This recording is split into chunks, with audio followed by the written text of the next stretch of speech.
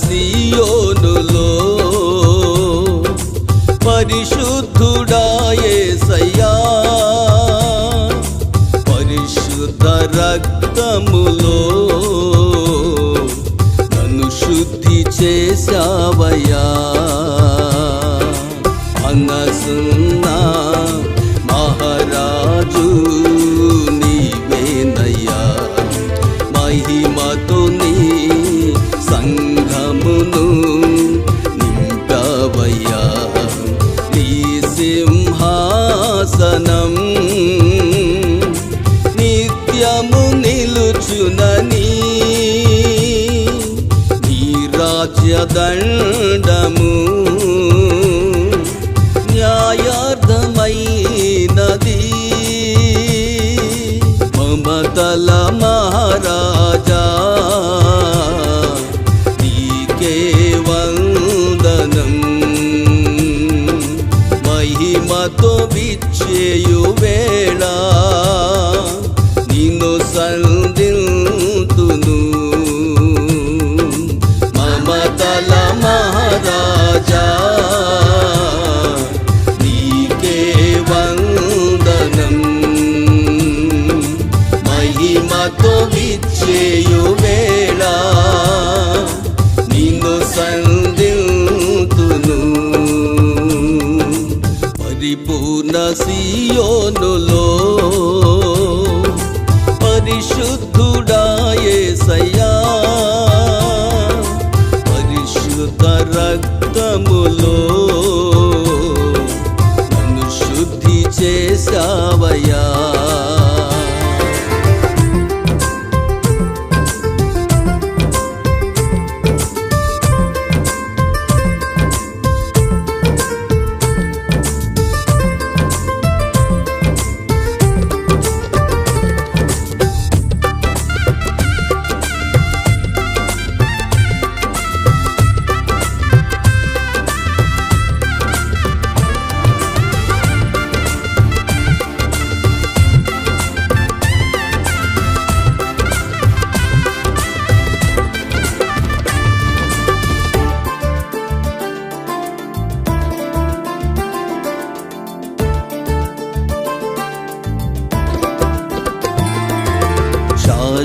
శాశ్వతమైన ప్రేమతో నన్ను ప్రేమించితివి,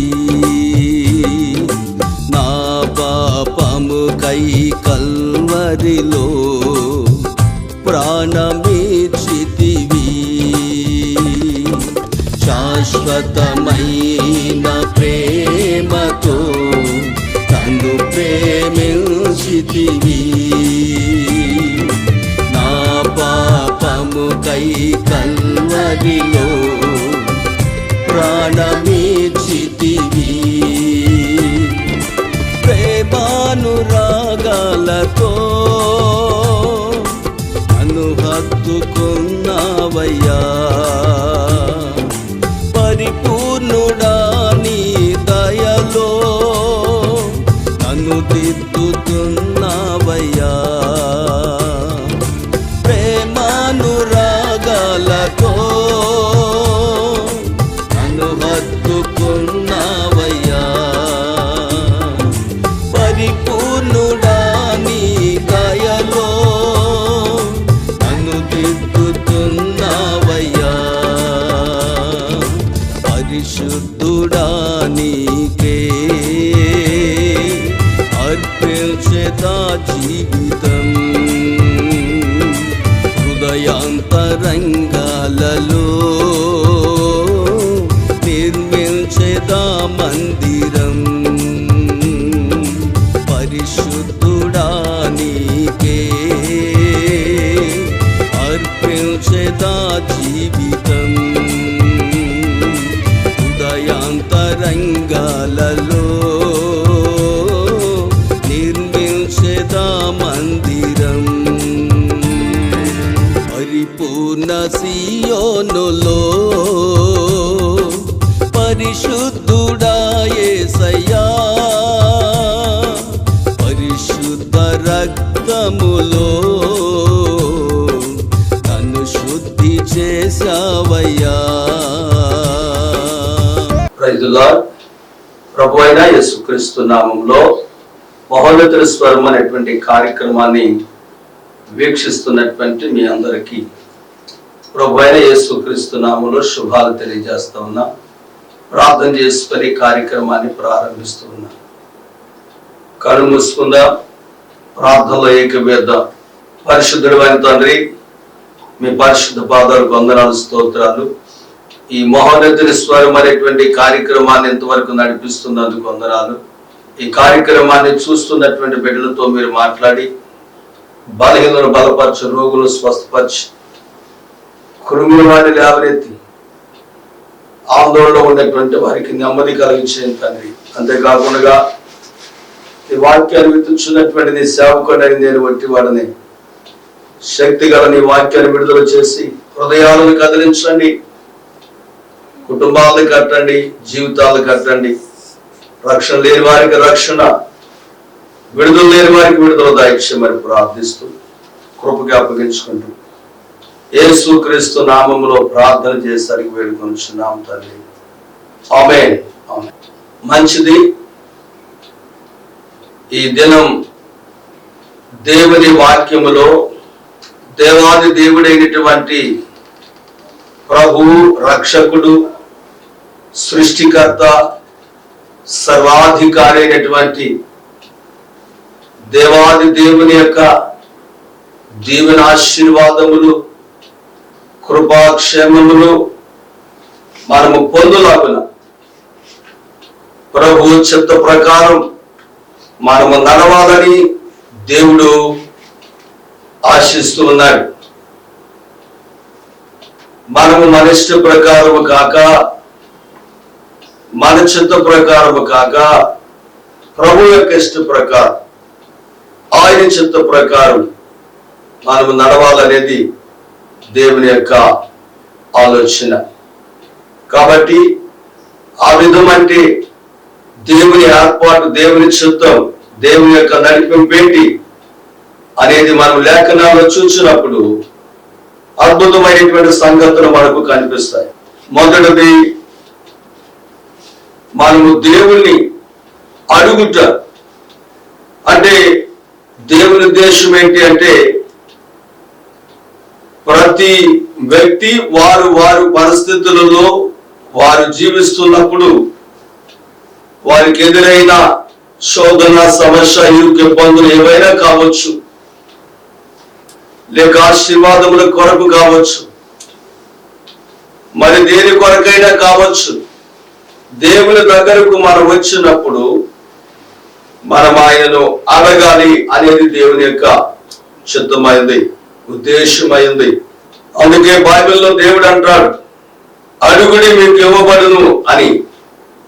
మనం దేవుని అడిగినప్పుడు సేవకులమైన, విశ్వాసులమైన మనము ఎవరమైనప్పటికీ, యవనస్తుడమైనా యవనరాలువైనా, విద్యావంతుడమైనా విద్యావంతురాలువైనా, చదువు లేకపోయినా, పేదవాడవైనా ధనికుడువైనా, దేవుని దగ్గరకు నీవు వచ్చినప్పుడు దేవుని నీవు అడిగితే నీవు అడిగిన దానిని దేవుడు చేయడానికి ఆయన ఇష్టపడతాడు. ఫస్ట్ ఆఫ్ ఆల్ అది బైబిల్లో మనం చూస్తే మత్తయి సువార్త 14వ అధ్యాయము 28వ వచనములో పేతురు యేసు ప్రభుని విధంగా అడుగుతున్నాడు, ప్రభువా నీవే అయితే నీళ్ల మీద నడిచి నీ యొద్దకు వచ్చుటకు నాకు సెలవిమ్మని ఆయనతో అనెను. ఆయన రమ్మనగానే పేతురు దోణి దిగి యేసు వద్దకు వెళ్ళుటకు నీళ్ల మీద నడిచెను. ఎంత అద్భుతమో ఇది!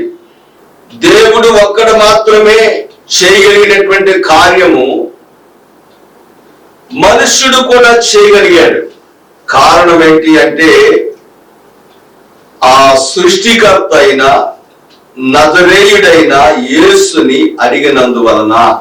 నీ జీవితంలో అద్భుతాలు చూడాలనుకుంటున్నావా? ఆశ్చర్య కార్యాలు చూడాలనుకుంటున్నావా? ఎన్నడూ చూడలేని మహత్కార్యాలు చూడాలనుకుంటున్నావా? పేతురులాగా దేవుణ్ణి అడగటం నేర్చుకోవాలి. నేను కూడా నడవాలి నీళ్ల మీద అంటాడు. నీవే అయితే నేను కూడా నీళ్ల మీద నడిచి నీ యొద్దకు రావాలి. ఇందులో రెండు విషయాలు ఉంటాయి. ఒకటి అద్భుతం, రెండవది యేసు దగ్గరకు వెళ్ళటం.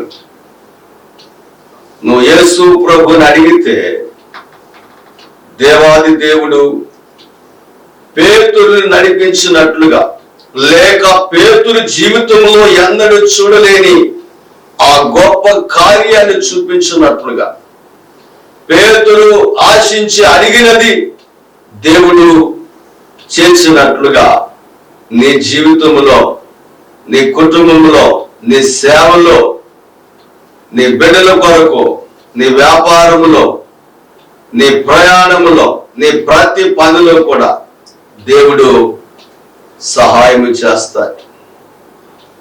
ప్రభు చెప్పిన మాట ఏంటంటే, రమ్మన్నాడు. దేవుడు నడవమంటాడు. నువ్వు అడిగింది దేవుడు ఇది నో అని చెప్పలేడు. అక్కడ ఉన్నటువంటి పరిస్థితులన్నిటినీ గమనించిన దేవుడు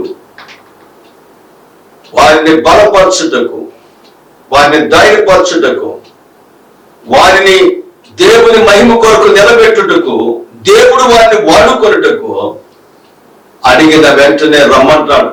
దేవుని పిల్లలమైన మనం దేవుని అడిగినప్పుడు, ప్రభువా నేను అడుగుతున్న ఇది నా కొరకు చేస్తే నీ పనిలో నేను ఉంటాను, నీతో ఉంటాను, నీ దగ్గరకు నేను చేరుకుంటాను, నీకు దగ్గరవుతాను అనేటువంటి దృక్పథం హృదయంలో నీకు ఉన్నట్లయితే, ఆశ నీ హృదయంలో ఉన్నట్లయితే, దేవుడు తప్పుగా కార్యాన్ని నువ్వు అడిగిన దాన్ని చేసి నిన్ను ఆశ్చర్యపరుస్తాడు. ఆయన ఆశ్చర్యపరుస్తాడు. కాబట్టి నువ్వు అడిగితే దేవుడు చేస్తాడు. పేతురు అడిగాడు, దేవుడు చేశాడు. బైబిల్లో అందరూ దేవుణ్ణి అడిగారు. వారందరి జీవితాల్లో దేవుడు కార్యాలు చేస్తూ వచ్చాడు. అడిగిన వారందరి జీవితాల్లో దేవుడు గొప్ప కార్యాలు చేస్తూ వచ్చాడు. నువ్వు కూడా దేవుణ్ణి అడిగితే గొప్ప కార్యాలు దేవుడు నీ పట్ల కూడా ఆయన చేస్తాడు. నంబర్ 1. రెండవది ఏంటంటే, ఆయనతో కూడా నడవాలి. మనం యేసుతో కూడా నడవాలి. ఒకటి యేసుని అడగాలి, రెండవది యేసుతో కూడా మనము నడవాలి. యేసుతో కూడా మనము నడిస్తే మనల్ని దేవుడు ఎక్కడికి తీసుకువెళ్తాడు? పరిశుద్ధ గ్రంథం అనే బైబిల్లో మత్తయి సువార్త 17వ అధ్యాయము 1వ వచనం నుంచి చదువుతున్నా.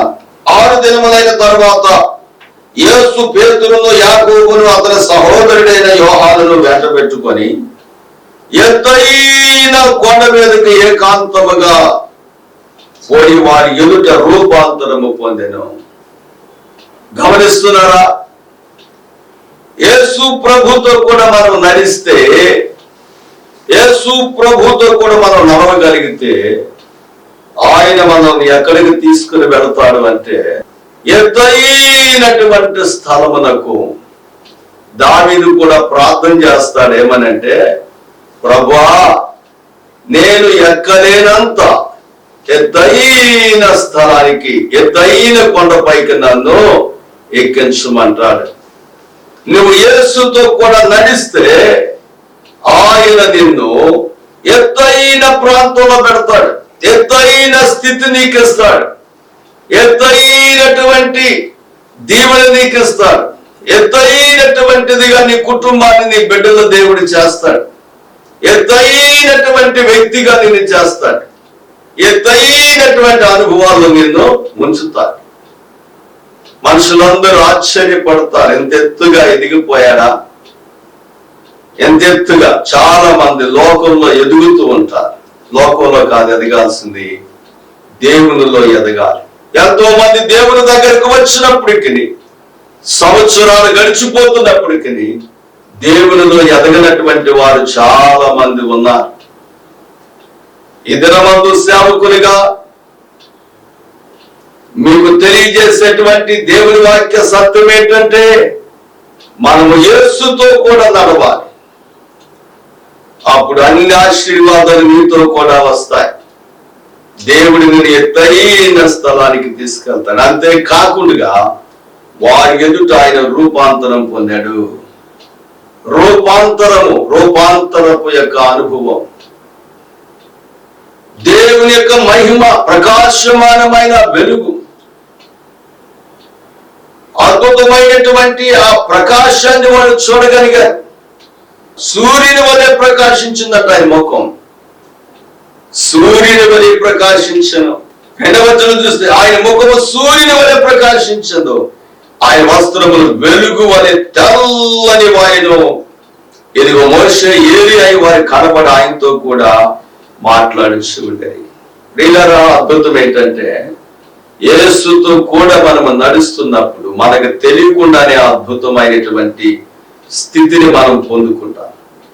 అంతేకాకుండా వారు చూడనటువంటి, వారు విన్నటువంటి ఆ మోషే ఏలియా పాత నిబంధన కాలపు ఒక ఆయన ప్రవక్త, ఒక ఆయన సేవకుడు, వారిరువురు కూడా ప్రత్యక్షమైనట్లుగా వారు చూచారు కన్నుల. అందుకని పేతురు అంటున్నాడు, ప్రభువా, 4వ వచనంలో, మనం ఇక్కడ ఉండటమే మంచిది, నీకు ఇష్టమైతే ఇక్కడ నీకు ఒకటి, మోషేకు ఒకటి, ఏలియాకు ఒకటి, 3 పర్ణశాల కట్టుదు అని యేసుతో చెప్తుందండి. ఇక్కడ ఉండటం మంచిది. ఎందుకంటే అబ్బా, ఎంత గొప్ప స్థితి ఇచ్చావు ప్రభువా, ఎంత గొప్ప దర్శనం, ఎంత గొప్ప మహిమను చూసాం, ఎంత గొప్ప వెలుగును చూసాం, ఎంత గొప్ప ప్రకాశమైన దాన్ని మేము చూడగలిగాం, ఎంత గొప్ప రూపాంతరాన్ని మేము చూడగలిగాం. ఈ రోజున దేవుని బిడ్డలమైన మనము యేసుతో కూడా నడుస్తున్నామా? యేసుతో కూడా నడిస్తే మన స్థితిగతులను మార్చేస్తాడు దేవుడు. పేదవారు అయినప్పటికీ ధనవంతులుగా, ఆధ్యాత్మిక స్థితిలో బలహీనైనప్పటికీ ఆధ్యాత్మిక బలవంతులుగా, ఏ విషయంలో ఎవరు నిన్ను లెక్క చేయకపోయినా దేవుడు నిన్ను అందరూ లెక్క చేసే స్థితిలో, మంచి పొజిషన్ లో దేవుడు నిన్ను ఉంచుతాడు. నీకున్న సమస్యలు, ఇరుకు ఇబ్బందులన్నింటినీ కూడా తొలగిస్తాడు. యేసుతో నడవటమే నీ పని. యేసుతో మనుషులతో కాదు, యేసుతో నడిస్తే కార్యాలు. దేవుడి పిల్లగా 3వ విషయానికి మనం వస్తే, అక్కడ ఒక మాట నేను చదివి మీకు చూపిస్తాను. 3వ విషయం ఏంటంటే, దేవుడు తన కొరకు మనల్ని నియమించుకునే విధానం. దేవుడు మనల్ని నియమించుకోవాలి. మొదటిది యేసుని మనం అడగటం, రెండవది యేసుతో కూడా మనం నడవటం. యేసుని అడిగినప్పుడు, యేసుతో కూడా నడిచినప్పుడు ఎన్నో అద్భుతమైన మనం పొందుకుంటాం, చూడగలం. ఇలాంటి స్థితిలో మనం ఉన్నప్పుడు దేవుడు మనల్ని నియమించుకుంటాడు. ఎవరి కొరకు నియమించుకుంటాడు? భూమి మీద ఆయన కొరకు నియమించుకుంటాడు. నీ కుటుంబ క్షేమం కొరకు నేను నియమించుకుంటాడు. అనేక మందికి సాక్షిగా నియమించుకుంటాడు ప్రభు. ఇంకా ఆయన ఇష్టమైతే ఆయన పరిచర్య చేయటానికి నియమించుకుంటాడు. ఆయన కాపరిగా నియమించుకుని ఆశ్చర్యపడక్కర్లేదు. ఆయన కొరకు ఒక ప్రవక్తగా నియమించుకున్నా నువ్వు ఆశ్చర్యపడాల్సిన అవసరం లేదు. ఆయన కొరకు నువ్వు ఒక సువార్తికునిగా నియమించుకుని ఆశ్చర్యపడాల్సిన పని లేదు.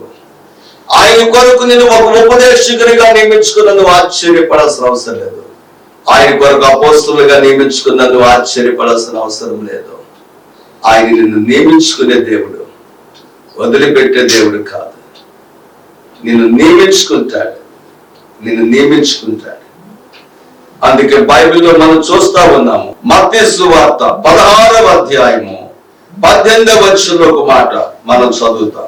మరియు నీవు పేతురు, ఈ బండ మీద నా సంఘమును కట్టుదును, పాతాళలోక ద్వారములు దాని ఎదుట నేరవని నేను నీతో చెప్పుచు ఉన్నాను.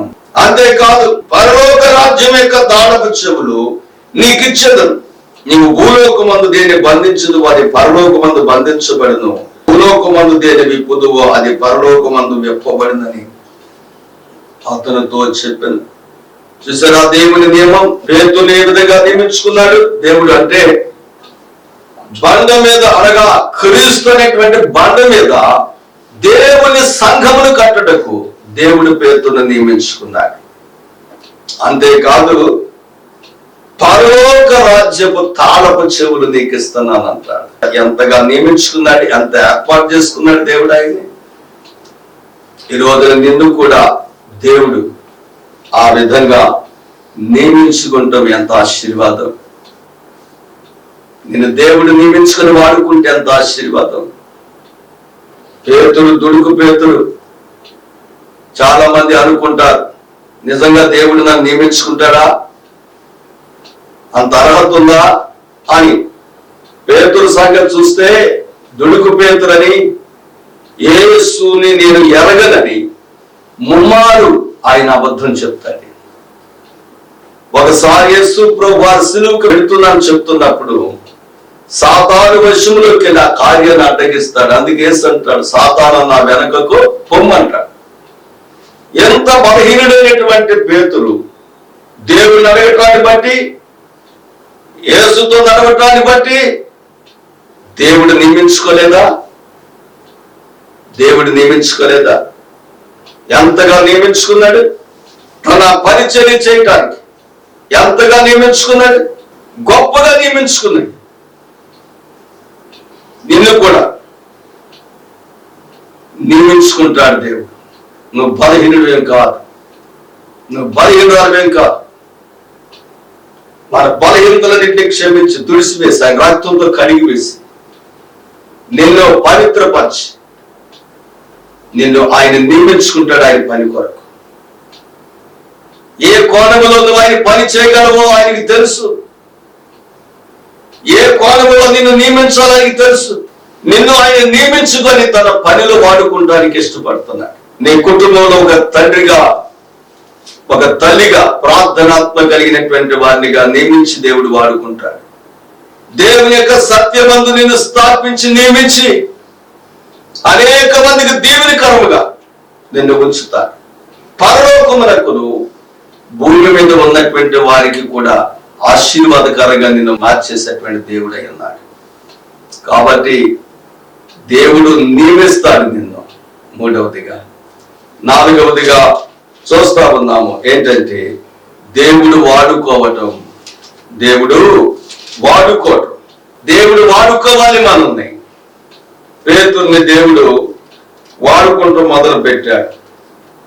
ఎంతగా వాడుకున్నాడు దేవుడు పేతుర్ని అంటే, దేవుని పిల్లారా చూడండి, పరిశుద్ధ గ్రంథమైన బైబిల్లో అపోస్తలుల కార్యాల గ్రంథం 2వ అధ్యాయంలో 40వ వచనాన్ని చదువుతున్నాను.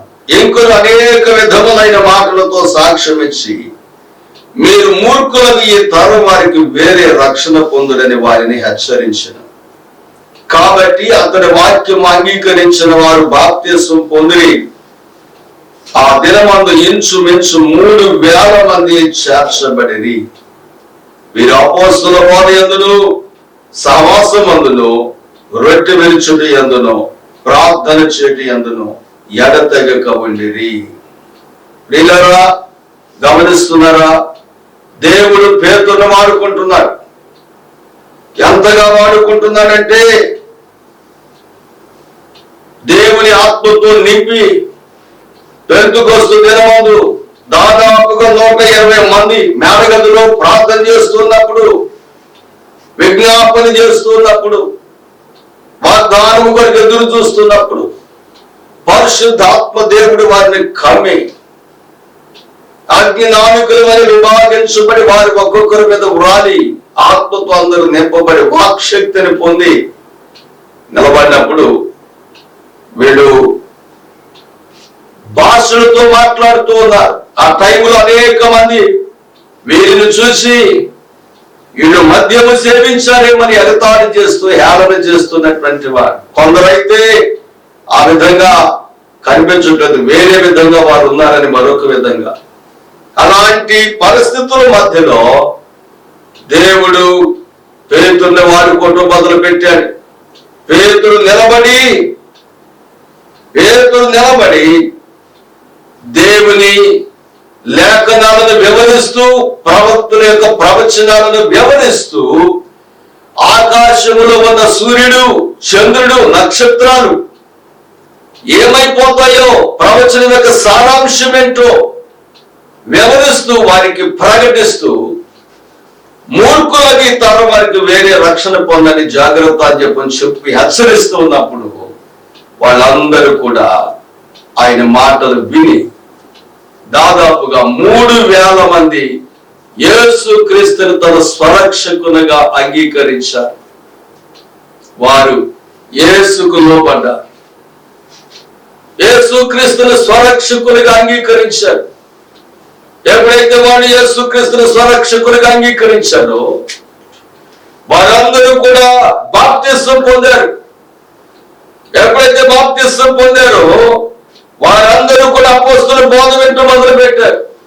రెండవది సహవాసం కలిగి ఉన్నారు. మూడవది రొట్టె విరుస్తున్నారు. నాలుగవది ప్రార్థన చేస్తూ ఎడతెగక ప్రభు మహిమ కొరకు నడుస్తున్నట్లుగా మనం చూస్తాం. నా ప్రియమైనటువంటి సోదర సోదరి, దేవునితో ఆయన ద్వారా నువ్వు వాడబడాలని ఇష్టపడుతున్నావా? 4 విషయాలు మనం ధ్యానం చేశాం. 1, మనము ఆయనను అడగటం. 2, ఆయనతో సహవాసం చేయటం. 3వది, ఆయన నిన్ను నియమించుకోవటం. 4వది, ఆయన నిన్ను వాడుకోవటం. పేతురు ఇంతే కాకుండా ఇంకా కింద అధ్యాయానికి వెళితే ప్రియులరా, ఆయన నీడ పడితేనే దయ్యాలు వెళ్ళిపోయినాయి, రుగ్మతలు పోయినాయి, వ్యాధులు పోయినాయి. మంచాల మీద తీసుకుని వచ్చి, పడుపుల మీద తీసుకుని వచ్చిన వారి మీద నీడ పడగానే వారికి స్వస్థతలు కలుగుతా వచ్చినాయి. కారణం, దేవుడు ఆ మనిషిని వాడుకుంటున్నాడు. ఈరోజు సేవకుడైన నిన్ను దేవుడు వాడుకుంటున్నాడా? ఈరోజు సంఘములో నిన్ను వాడుకుంటున్నాడా? ఈరోజు నీ కుటుంబంలో విశ్వాసమే నిన్ను దేవుడు వాడుకుంటున్నాడా? నిన్ను దేవుడు వాడుకుంటే అద్భుతమైన కార్యాలు నీవు చూస్తావు. కాబట్టి దేవుని వాక్యము విన్నటువంటి ఈ వాక్యాన్ని నీ హృదయంలో పెట్టుకొని దేని కొరకు అడుగుతావో ప్రభువుని అడుగు. ఆయనతో సహవాసం చేయి, ఎత్తైన స్థలానికి వెళ్ళగలరు. 3వది, ఆయన నిన్ను నియమించుకొని వాడుకుంటాడు. 4వదిగా నిన్ను బలమైనటువంటి సాధనంగా ఆయన నిలబెట్టుకుని వాడుకుంటాడు. అతి కృప, పరిశుద్ధాత్మని యొక్క సన్నిధి, శక్తి, ప్రభావం మీతో ఉండి నడిపించునుగాక. Amen. May God bless you. దైవాశీస్సులు. ఆమేన్.